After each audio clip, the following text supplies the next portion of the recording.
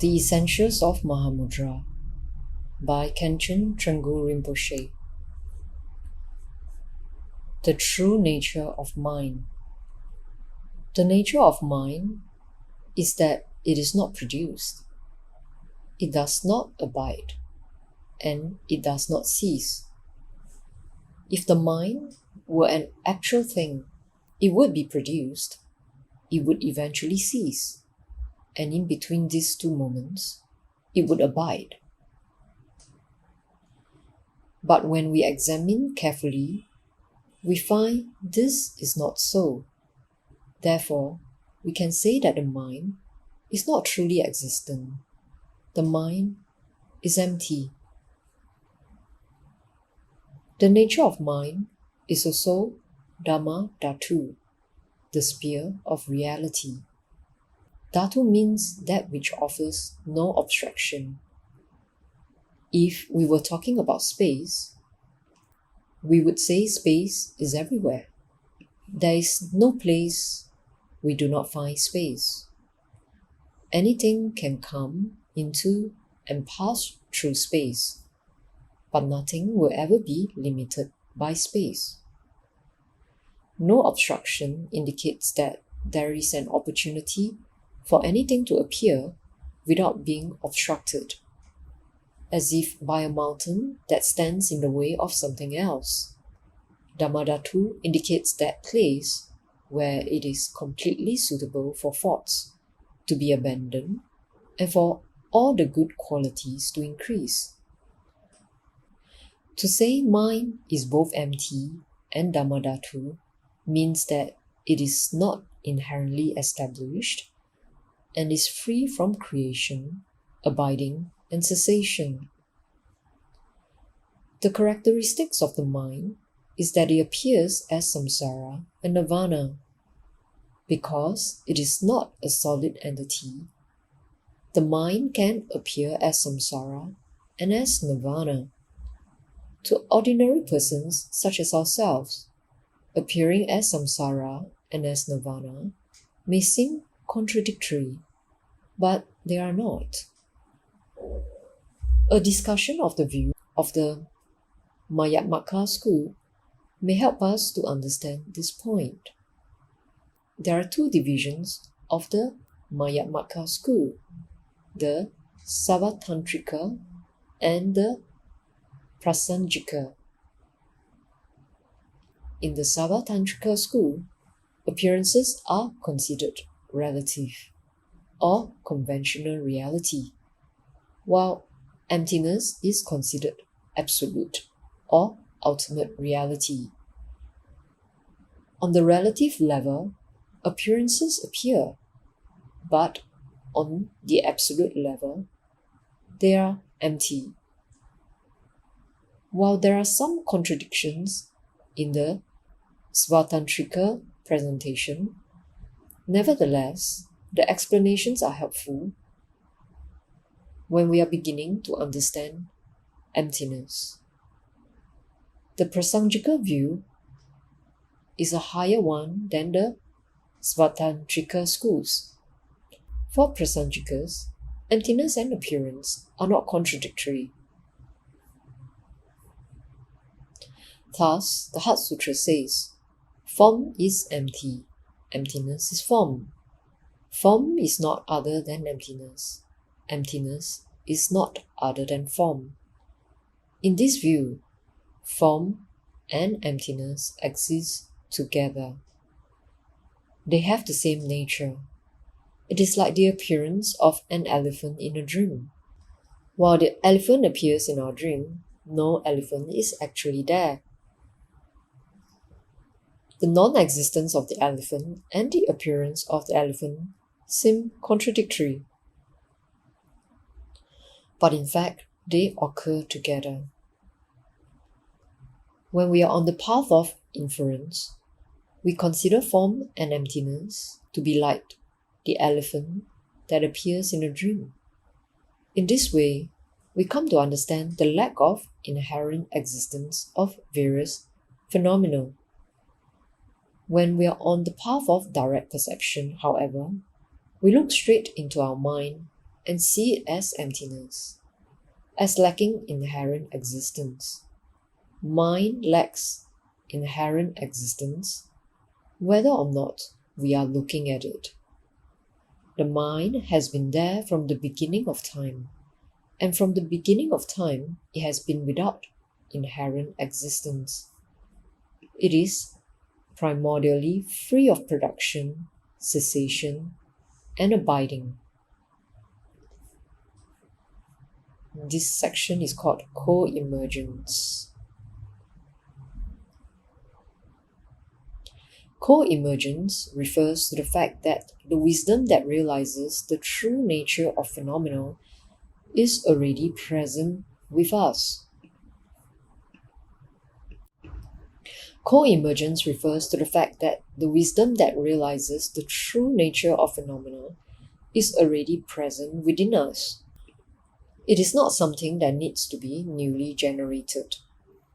We have this wisdom, but we have not realized it. Because we have not realized things as they are, or Mahamudra, we suffer. So Mahamudra means empty seal. That means signlessness.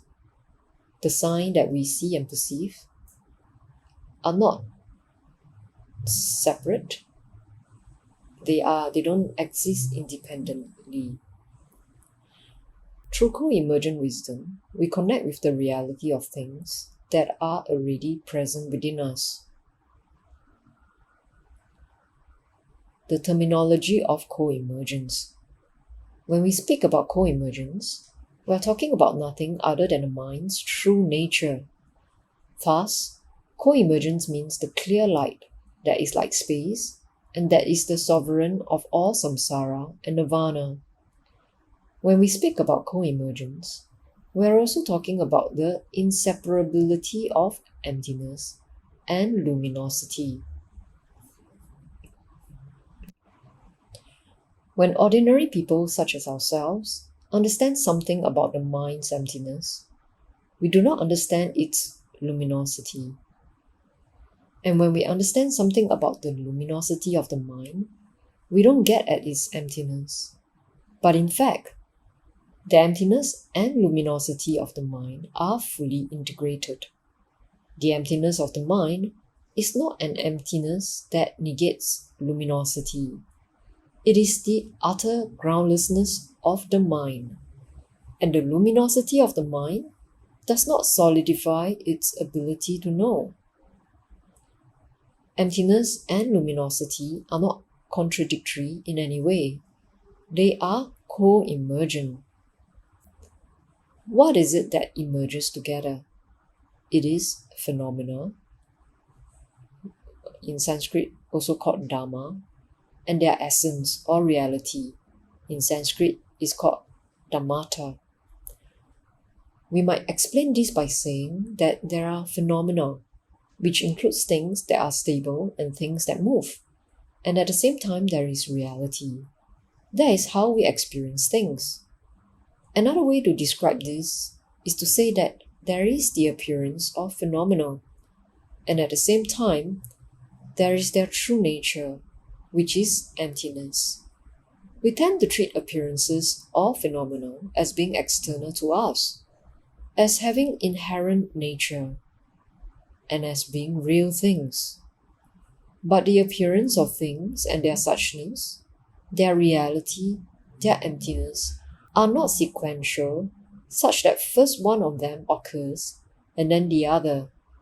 It is not the case, for instance, that things first exist and later become empty. Rather, the appearance of things and their emptiness are simultaneous. Nor is it the case that we somehow bring that co-emergence and that emptiness into being when we meditate.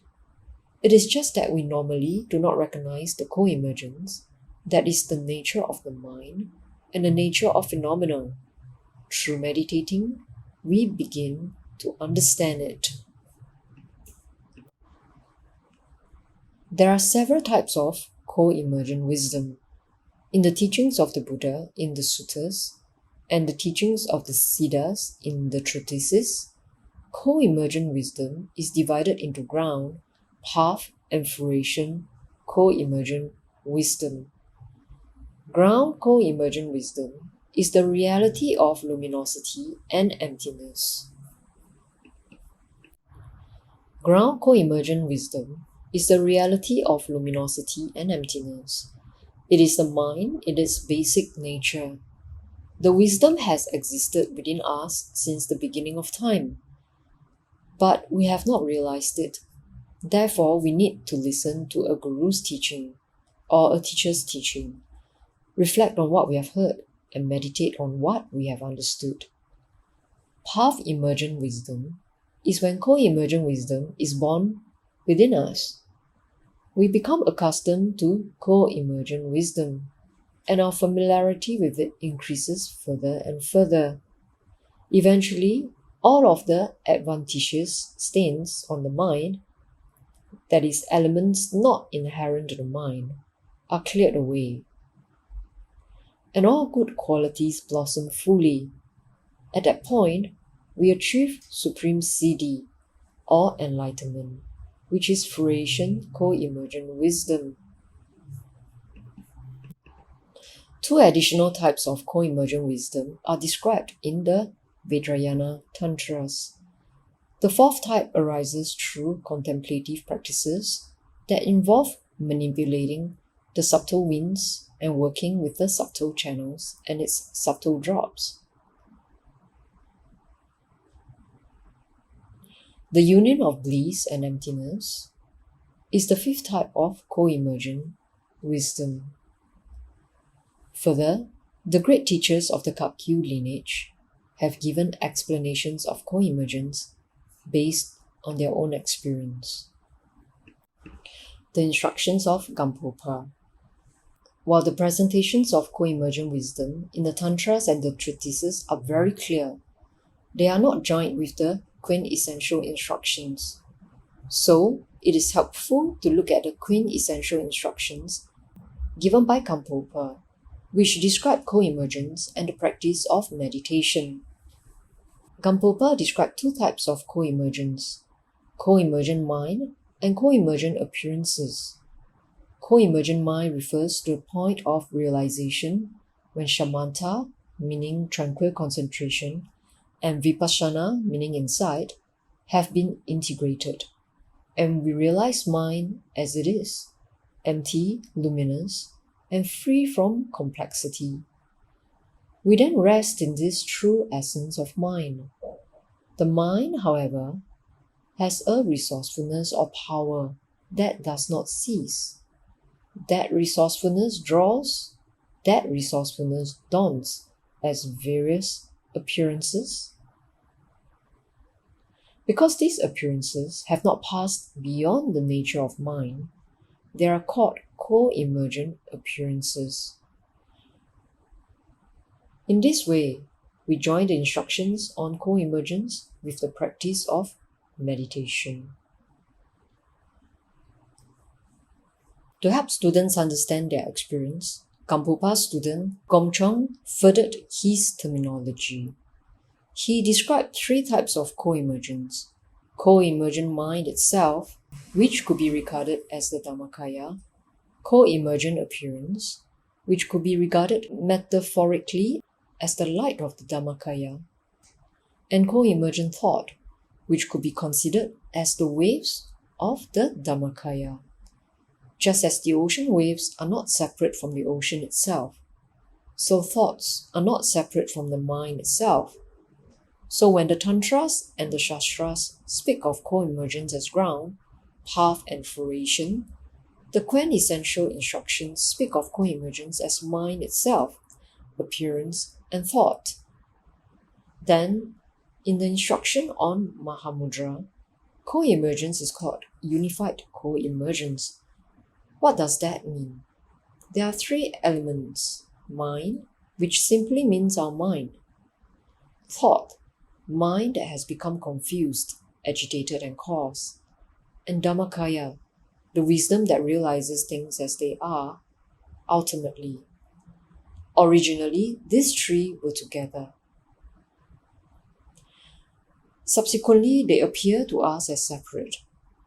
Finally, through relying on the oral instructions on Mahamudra given by a teacher, they are unified. Just mind, once again. Mahamudra is the method that enables us to realize them as existing together, as co-emergent. Thus, the instruction of Mahamudra is referred to as the instruction that unites these three co-emergent elements. Gongchong further stated that co-emergent mind is the actual Dhammakaya. This means that the mind's way of being, as the union of luminosity and emptiness, is not established from the very first. The actual Dhammakaya is the mind's integration of luminosity emptiness when realized in the yogin or yogini's experience. Once this Dhammakaya has been recognized, then something further can be understood. Gongchong said, the co-emergence of appearance is the light of Dhammakaya. In other words, various things appear, but because we now understand them to be an integration or union of luminosity and emptiness, we do not believe them to be real. Rather, we understand that they have no nature of their own, and on that basis develop the wisdom of Dhammakaya. When thoughts are not misconceived to have a nature of their own, they are found to be like waves of the Dhammakaya.